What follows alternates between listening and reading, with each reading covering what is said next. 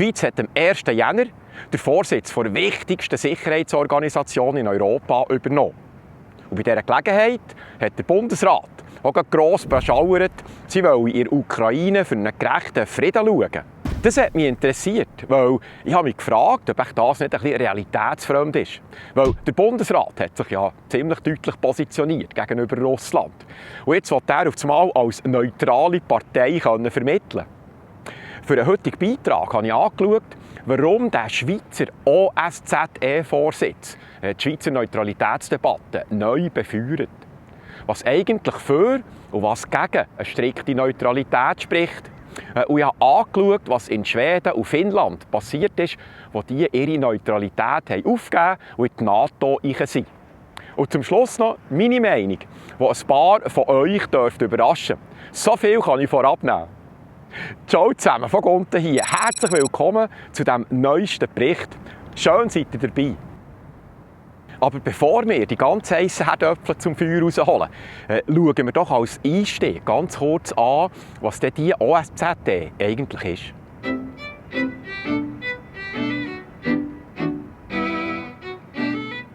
Die OSZE umfasst 57 Mitgliedstaaten. OSZE ist die Abkürzung für Organisation für Sicherheit und Zusammenarbeit in Europa. Dazu gehören unter anderem die USA, Russland, die Ukraine und auch die Schweiz. Die OSZE ist bemüht, für Sicherheit und Frieden in Europa zu sorgen. Sie hat die Aufgabe, mit Dialog und Verhandlungen allfällige Konfliktsituationen zu stabilisieren. Sie schickt vielfach eigene Beobachter in eine Krisenregion. Die rapportieren, was sie sehen, am Ständigen Rat der OSZE in Wien. Der Rat mit seinen Mitgliedern sucht dann nach Lösungsmaßnahmen. Speziell ist, dass von diesen vorgeschlagenen Massnahmen müssen von den Mitgliedern einstimmig angenommen werden. Das heisst, ein Staat allein kann einen Entscheid blockieren und ewig rausstüdeln. Und dann habe ich auch noch gelernt, dass diese Beschlüsse rechtlich aber so oder so nicht verpflichtend sind. Kein Gericht und auch keine Sanktionen können die Einhaltung von einem Entscheid erzwingen. Die Mitgliedsländer versprechen aber, dass sie ihr Bestes geben, um bei einem einstimmigen Entscheid das Beschlossene daheim politisch umzusetzen. Ja, das kommt auf jeden Fall gut. Item.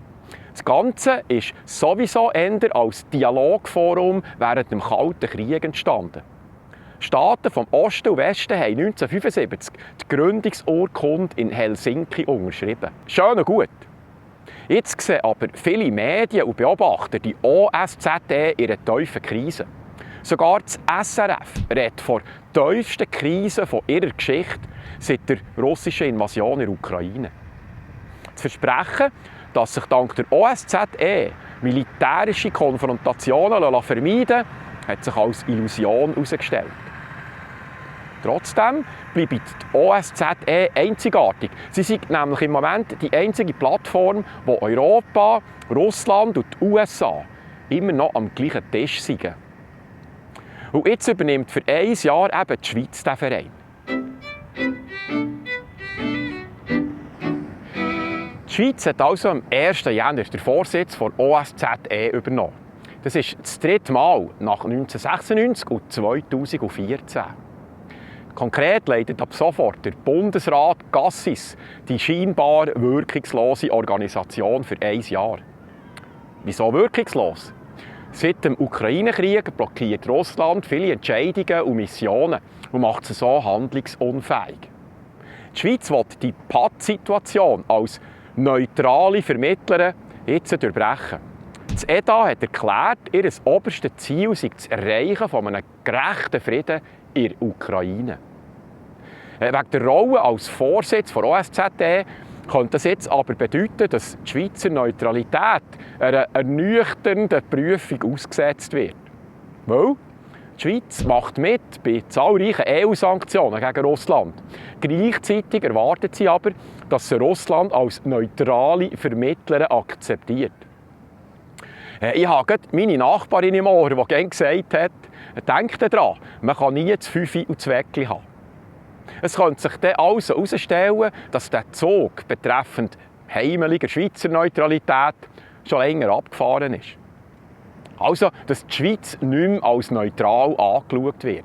Zusammengefasst, die Schweiz ist jetzt quasi der Vorstand der OSZE. Und als das will sie Frieden in der Ukraine vermitteln. Aber es gibt Zweifel. Wird die Schweiz überhaupt noch als neutral wahrgenommen?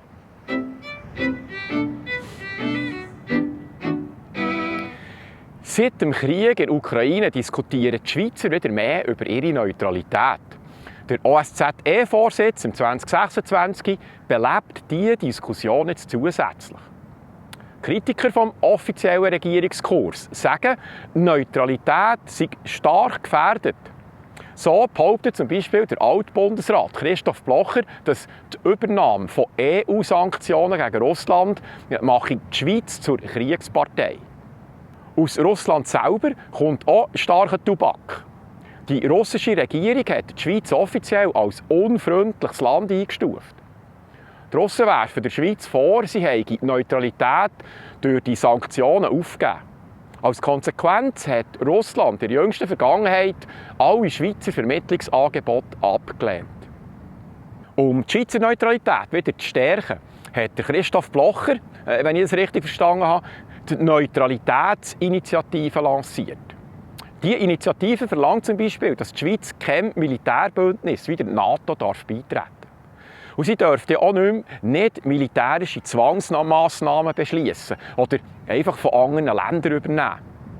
Sie soll aber eine eigenständige und wirksame Verteidigung aufstellen. Diese Initiative ist im April 2024 mit über 129'000 Unterschriften eingereicht worden und hat die Hürde von 100'000 somit locker geschafft. Irgendwann, gegen Ende 2026 oder vielleicht auch erst im 2027, kommt sie dann zur Abstimmung vor das Volk. Auf der Gegenseite steht aber immer noch eine Mehrheit der Bevölkerung, nämlich 64%, die sagt, dass sie kein Problem sieht mit der aktuellen Politik der Schweiz und der Neutralität. Das ist gemäss der ETH-Studie Sicherheit 2025. Auch der Bundesrat Ignazio Cassis tönt ähnlich. Er sagt, dass Wirtschaftssanktionen die Neutralität nicht verletzen.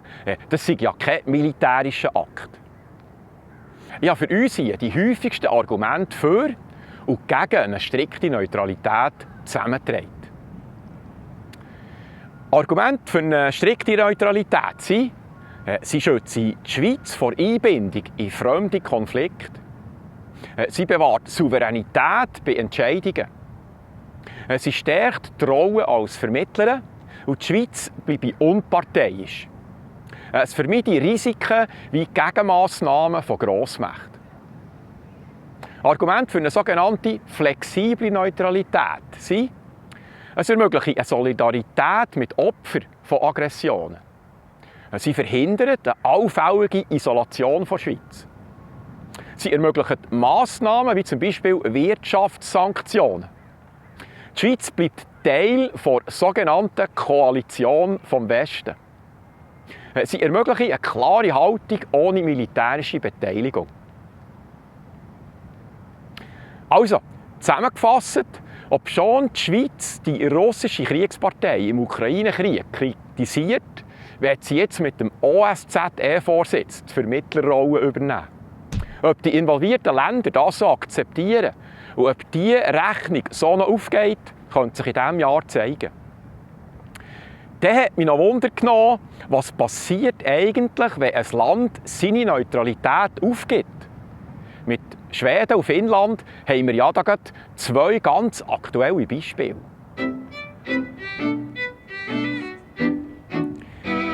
Finnland ist im April 2023 in die NATO eingetreten, Schweden im März 2024. Der versprochene Vorteil leuchtet ein. Die NATO bietet auf dem Papier eine kollektive Verteidigung. Der berüchtigte Artikel 5 vom NATO-Vertrag garantiert eine Unterstützung, wenn man angegriffen wird. Kritiker von einem NATO-Beitritt sehen aber vor allem auch Nachteile. Sie sagen, man verliere den Neutralitätsanspruch und dazu gibt man einen Teil der Entscheidungshoheit ab. Und vor allem kostet dieser ganze Spass eine Stange Geld. Finnland und Schweden auf alle Fälle erhöhen ihre Verteidigungsausgaben auf mehr als 2% vom Bruttoinlandsprodukts. Das kostet zusätzliche Milliarden von Euros. Diese Kohle fließt unter anderem in neue Waffensysteme. Weil Finnland und Schweden müssen ihre Ausrüstung anpassen. Die müssen jetzt NATO-Standards erfüllen, für dass die bei gemeinsamen Operationen mitmachen können. Das freut unter anderem auch die Rüstungsindustrie in Amerika und Israel. Dazu komme, meinen Kritiker, dass militärisch die Unabhängigkeit verloren geht. Vor allem die USA sagen innerhalb der NATO, was durchgeht. Alle anderen müssen den Scheins quasi hinten nachtesseln. Also, Finnland und Schweden sind jetzt in der NATO. Und das kostet die viel Geld und ein Stück Freiheit, weil sie nicht mehr allein entscheiden, wenn es um Konfliktlösungen geht. Zum Schluss, wie gäng, noch meine ehrliche Einschätzung.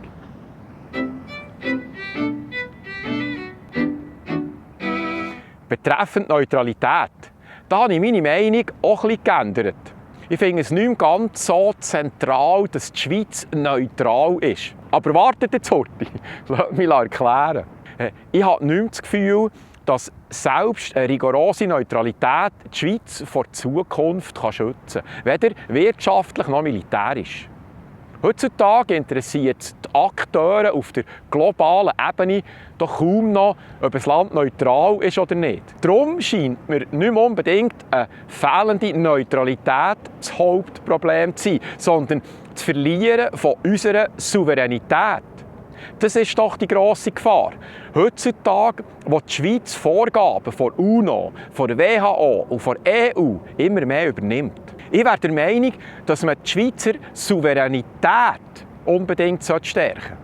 Das heisst, dass die Schweiz ihre Entscheidungen auch in schwierigen Zeiten nicht ins Ausland delegiert. Die Schweiz muss doch gar nicht mehr so neutral sein, aber sie muss sich bei jedem Entscheid fragen, stärkt das jetzt die Selbstständigkeit der Schweiz oder schadet das der Selbstständigkeit der Schweiz? Das wäre doch mal ein spannender Ansatz für zukünftige Verträge. Et voilà! Dann würde ich sagen, das war es wieder mal vom ehemaligen Badmeister. Merci vielmals an alle Unterstützer. Jede Spende hilft mir, dass ich das machen kann, was ich am liebsten mache. Neue, spannende Beiträge zusammenzustellen und die euch zu präsentieren. Darum nochmal einen herzlichen Dank an alle Unterstützer. Ihr findet die Spendeninfos unter www.vogunten.ch oder auch im Beschreibungstext von jedem Video. Also, merci fürs Einschauen. Wir sehen uns nächste Woche wieder. Ich freue mich. Tschüss.